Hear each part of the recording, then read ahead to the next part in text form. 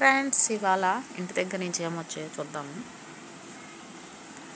కాల్చిన గెన్సిగడ్డ పొయ్యిలో కాల్చింది, తంపడేసింది కాదు. మా చెట్టు జామకాయలు ఫ్రెష్. ఇంకా ఈ కవర్లో ఏముంది చూద్దాం. ఏంటిది?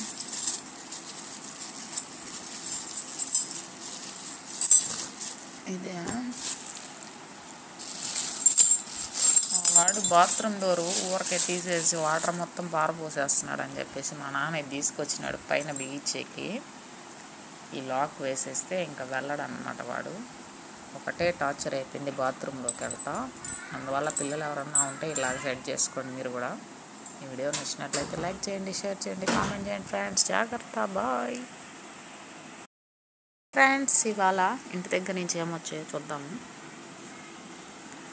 కాల్చిన గెన్సిగడ్డ పొయ్యిలో కాల్చింది, తంపడేసింది కాదు.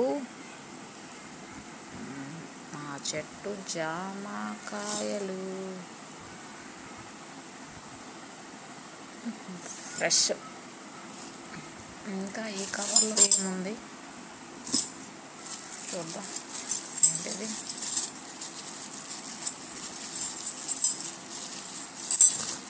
ఇదే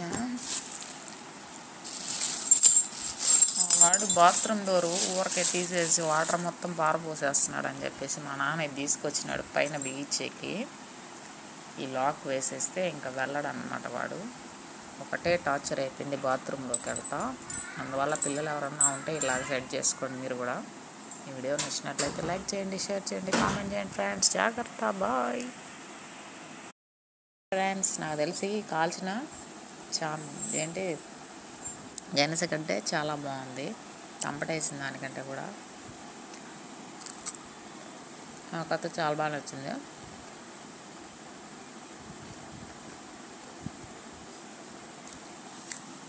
జామకాయలు ఎలా ఉన్నాయో లైట్గా జలుబు చేస్తుంది, తిందామా వద్దా అని ఆలోచిస్తున్నా.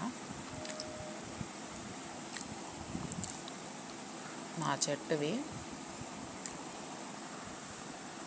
బయట కొన్నవి, ఇంట్లో కాల్చినవి. వీళ్ళు ఎంతమందికి గెనసగడ్డలు ఇష్టమో. తంపటేసినవి ఉడకబెట్టినవి అస్సలు బాగుండవు. ఇవి కుండలో పెట్టి దాల్లాగా వేస్తారు కదా, అలా చేసుకుంటేనే చాలా టేస్ట్గా ఉంటాయి. ఇలా కాల్చుకుంటే కూడా చాలా టేస్ట్గా ఉంది. ఈ వీడియో వచ్చినట్లయితే లైక్ చేయండి, షేర్ చేయండి, కామెంట్ చేయండి. Friends, bye.